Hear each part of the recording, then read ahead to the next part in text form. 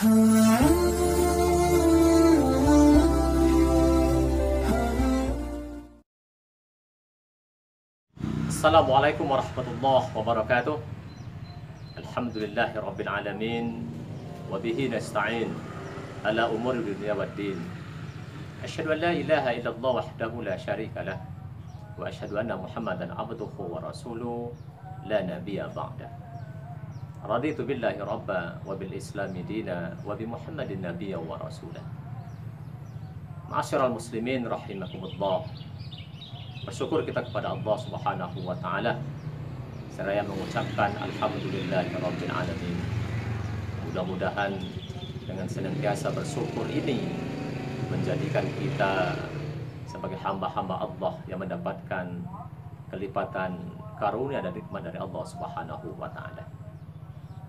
Kemudian kita berselawat kepada Rasulullah sallallahu alaihi wasallam dengan ucapan Allahumma sholli ala Muhammad wa ala ali Muhammad. Mudah-mudahan kita senantiasa menjadi pengikut-pengikut beliau yang setia, mengamalkan sunnah-sunnahnya dalam hidup dan kehidupan kita. Ma'asyiral muslimin rahimakumullah. Malam hari ini kita sudah memasuki malam ke-16 Ramadan 1441 Hijriah. Tentu sudah banyak ibadah yang kita lakukan selama 15 hari dan 15 malam. Dan insya Allah kita akan memasuki 15 hari 15 malam berikutnya. Muslimin yang berbahagia, Allah Subhanahu wa taala menciptakan kita manusia dengan sebutan dalam Al-Quran. Kalau kita baca, manusia ini disebut oleh Allah sebagai al-insan, atau juga disebut sebagai al-basar, juga disebut sebagai an-nas, atau juga disebut dengan Bani Adam. Maka ketika kita coba menelaah makna, umpamanya kita ambil al-bashar, disebut oleh Allah kita sebagai al-bashar adalah manusia yang memiliki fisik, yang memiliki naluri, atau hanya manusia yang dilihat dari sisi biologis saja, di mana di antara manusia yang satu dengan manusia yang lain memiliki persamaan. Siapapun dia, muslim atau kafir, atau seorang nabi pun, termasuk juga orang biasa, juga sama dari sisi bahasa.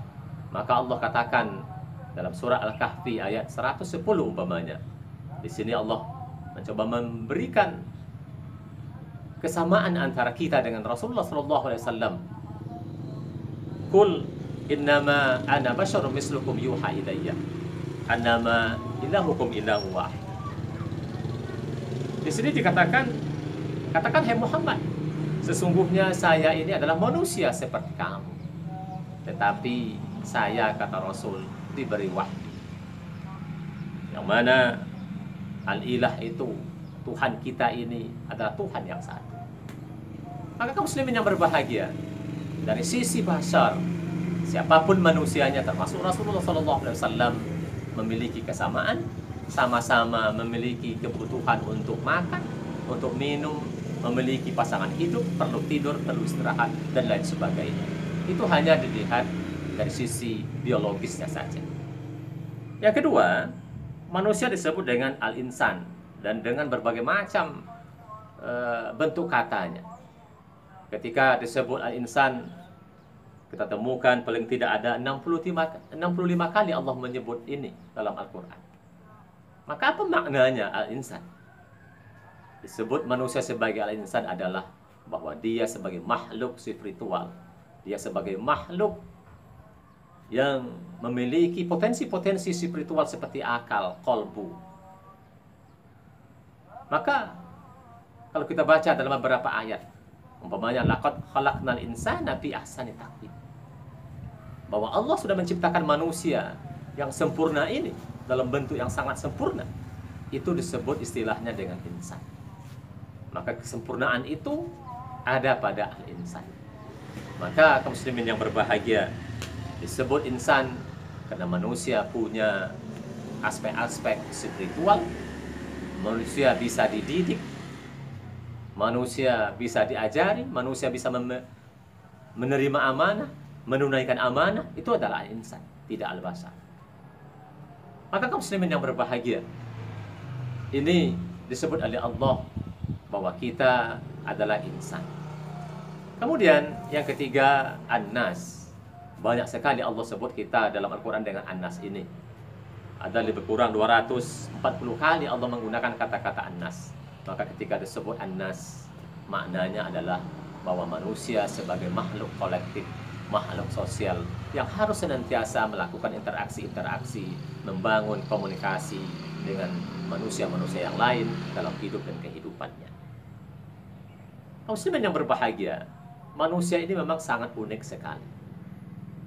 Allah menciptakan kita dengan berbagai macam istilah-istilah yang disebut oleh Allah sebagai bahannya. Ada dikatakan min sulalatin min tin, min hama'im ma'in, min ma'in amsajin, dan lain sebagainya.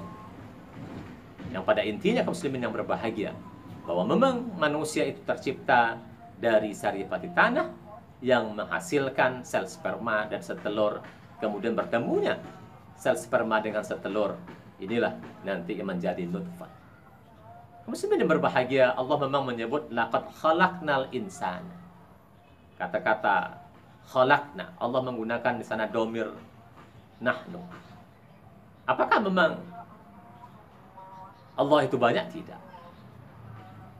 Dipakai domir nahnu paling tidak ada dua makna. Yang pertama, memaknakan bahwa untuk litakzib, untuk mengagungkan Allah Subhanahu wa taala.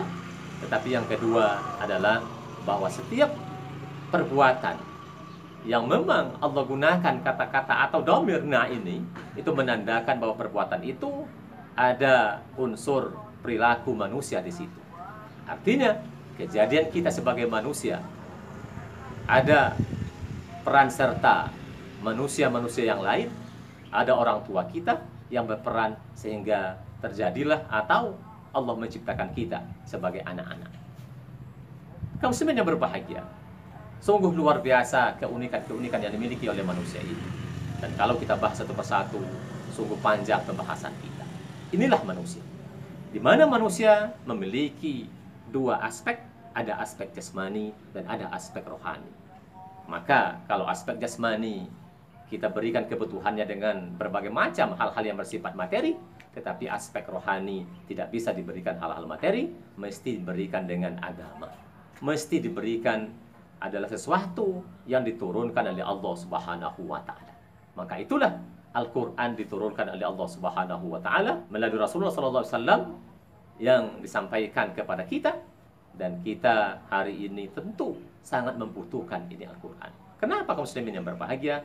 Karena kita memiliki aspek spiritual yang mesti kita berikan asupannya dengan mendekatkan diri kepada Allah, yang salah satu caranya adalah dengan mengikuti apa yang sudah disampaikan oleh Allah dalam firman-firman-Nya yang terkumpul dalam Al-Quran ini. Maka kalau kita bicara Al-Quran kaum muslimin yang berbahagia, jelas Al-Quran diturunkan pada bulan Ramadan ini. Maka ketika mulai 17 Ramadan dan seterusnya, orang akan bicara tentang nuzulul Quran. Maka kaum muslimin yang berbahagia, Al-Quran sebagai petunjuk bagi kita.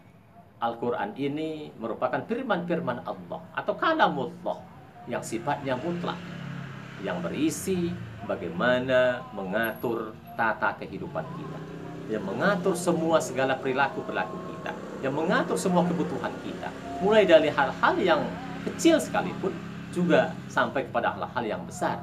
Itu diatur oleh Allah Subhanahu wa taala melalui Al-Qur'an. Ada yang rinci, ada yang memang diberi aturan-aturan yang sifatnya mujmal atau global saja. Oleh sebab itu kaum muslimin yang berbahagia, kita memang sangat membutuhkan Al-Qur'an ini dalam hidup dan kehidupan kita, agar kehidupan kita betul-betul berjalan sesuai dengan fitrah yang sudah ditanamkan oleh Allah dalam diri kita, yaitu fitrah yang hanif, yaitu fitrah yang senantiasa kita mencari atau hidup dengan Sang Rabb kita, Allah Subhanahu wa taala. Maka hal ini kaum muslimin yang berbahagia bisa kita rasakan dampaknya ketika kita melakukan kebaikan-kebaikan mengikuti apa yang disampaikan oleh Allah dalam Al-Quran, mengikuti apa yang diwahyukan oleh Allah kepada para Rasul melalui sunnah-sunnahnya. Jelas itu semua ketika kita lakukan, ada kebahagiaan, ada kesenangan, kegembiraan dalam diri kita. Itulah respect, itulah respon yang muncul dalam diri kita yang memang membutuhkan pedoman hidup, yaitu Al-Quran dan sunnah Rasulullah SAW. Maka kaum muslimin yang berbahagia, tentu ketika kita bicara Al-Quran dengan Ramadan sangat begitu berkait kelendang, karena memang Al-Quran turunnya pada bulan Ramadan, dan Ramadan ini adalah disebut juga dengan bulan untuk senantiasa kita memperbanyak bacaan-bacaan Al-Quran.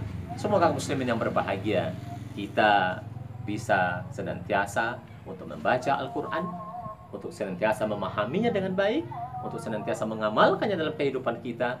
Dengan seperti itu tentu kita akan menjadi hamba-hamba Allah yang senantiasa berjalan pada garis yang lurus yang disebut dengan Shiratal Mustaqim. Mudah-mudahan ada manfaatnya bagi kita semua, dan mudah-mudahan Allah Subhanahu wa taala senantiasa mengistiqomahkan kita dalam jalan yang lurus ini. Nasrun minallah wa fathun qarib wa basyiril mu'minin. Wassalamualaikum warahmatullahi wabarakatuh.